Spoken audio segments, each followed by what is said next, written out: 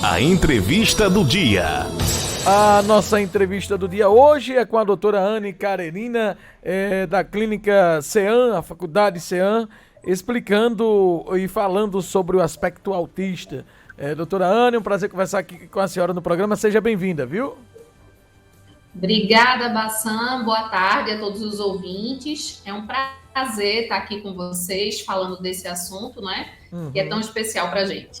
Pois é, a gente vai falar de um assunto bastante abrangente e nos 10 minutos que temos vamos tentar explicar de forma resumida para a população o que é, como tratar e como lidar com as crianças e as pessoas que são diagnosticadas aí com o transtorno do espectro autista. Eu gostaria que a senhora começasse explicando para a gente o que é o autismo e como identificá-lo. Então, o autismo, ou conhecido, não é, como transtorno do espectro autista, é um transtorno que invade o desenvolvimento infantil e vai prejudicar a comunicação, e por prejudicar a comunicação, vai prejudicar a socialização desses indivíduos, e além de prejudicar a comunicação e a socialização, faz com que eles tenham padrões de comportamentos que são restritos e repetitivos. Por exemplo, uma criança ela pode simplesmente enfileirar objetos como uma repetição de um padrão comportamental, ou uma criança pode ter uma fixação em objetos rotatórios, ou também a criança pode ter uma fixação por determinados assuntos, como seria dinossauros ou planetas. O nome espectro quer dizer que cada indivíduo é um, não é? E esse espectro pode ir de uma criança que não é verbal, ou seja, que não fala, até uma criança que tem um vocabulário vasto, rico, porém não consiga se comunicar de forma eficaz ou eficiente. Então, a gente tem aí, não é, variabilidades de sinais e sintomas muito grandes dentro de um mesmo transtorno. Então, geralmente não é um diagnóstico tão fácil assim, mas que está sendo clarificado ao longo dos anos por conta dos seus critérios, do que a gente precisa observar. Não existe um exame sanguíneo, não existe um exame como uma ressonância magnética que diga para a gente que essa criança tem um transtorno do espectro autista. O que a gente precisa é observar os sinais e os sintomas, Bassan. Existem casos mais leves e casos mais graves do problema?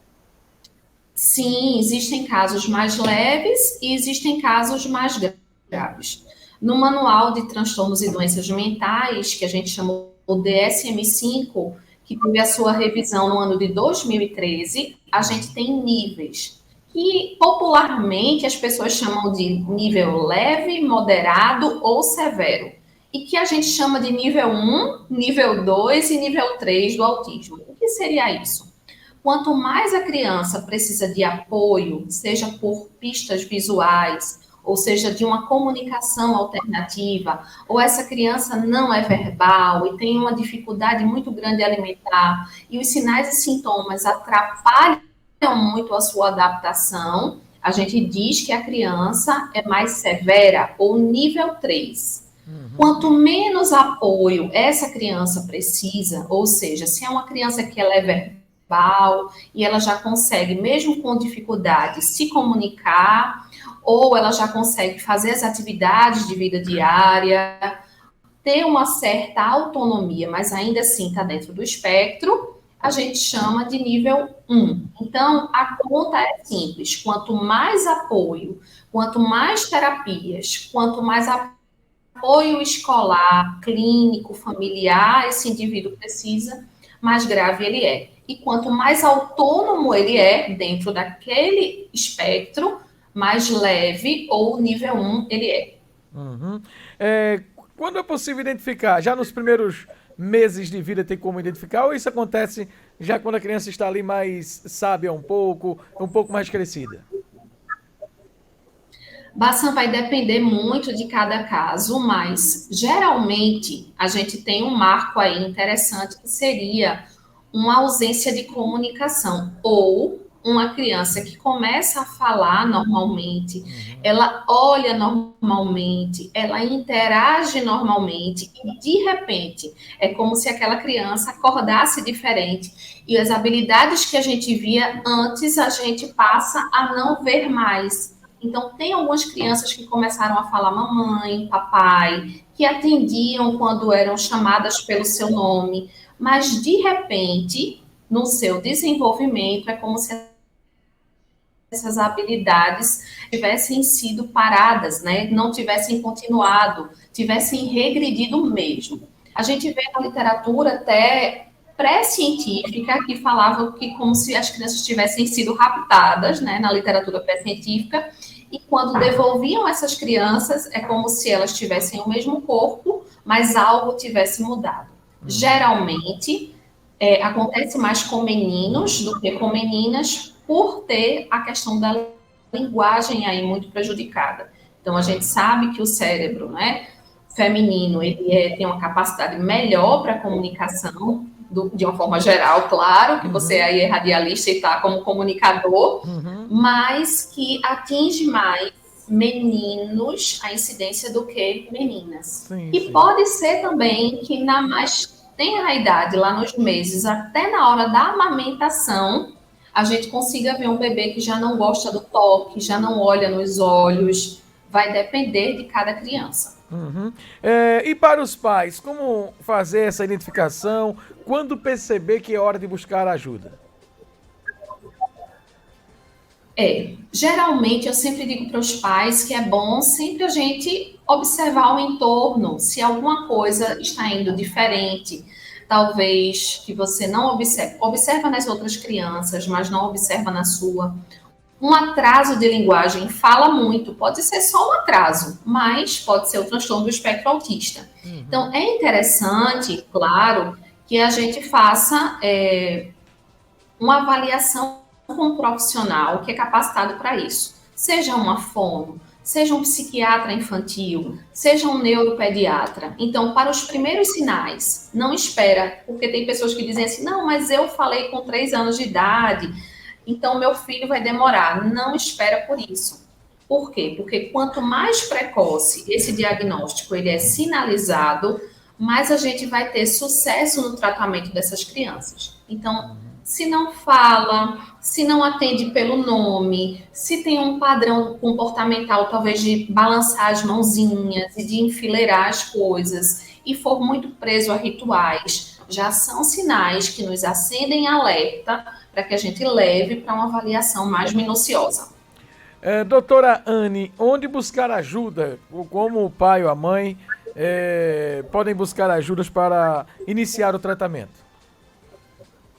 Depois do diagnóstico fechado, é interessante que as clínicas multidisciplinares, ou seja, que tenham toda a equipe multidisciplinar, que a gente chama os fonoaudiólogos, os psicólogos, os psicopedagogos, os terapeutas ocupacionais, os psicomotricistas, né?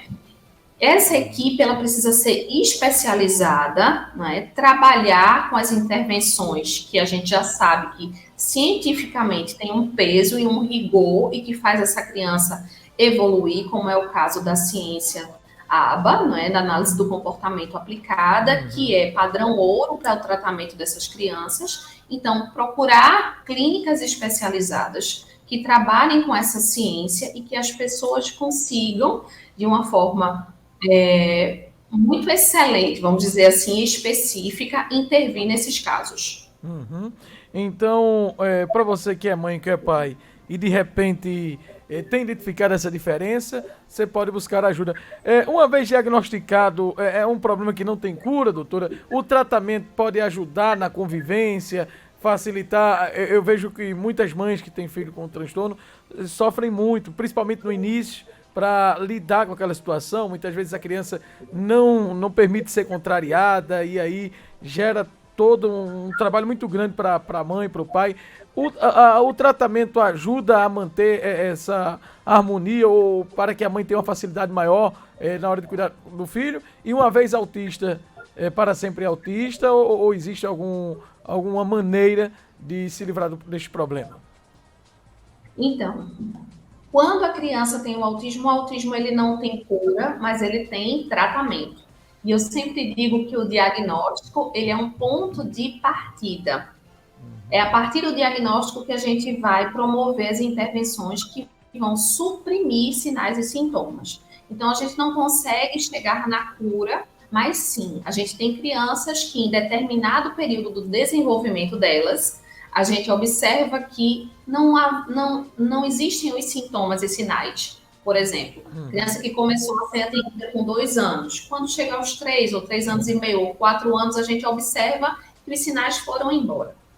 Porém, quando chegar na pré-adolescência, ou talvez antes, em outro período do desenvolvimento infantil, outros sinais podem aparecer. Então, o autismo, ele não tem cura, mas ele tem tratamento. E o tratamento, ele é maravilhoso e dá muito certo, sabe, Bassan? Quem pode, né, pesquisar sobre isso e que tem uma criança que tem o autismo, não pense que é o fim de maneira alguma. Essas crianças, elas são fantásticas e se a gente souber tratar, o futuro delas será brilhante.